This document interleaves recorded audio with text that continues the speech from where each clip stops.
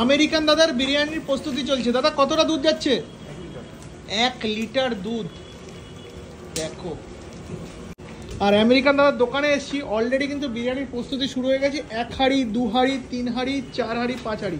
এবার কি সেই দাদার সিক্রেট মশলা, তাই তো? সিক্রেট মশলা। বাহ, মানে বিরিয়ানির মধ্যেও থাকে প্লাস উপর দিয়েও যায়।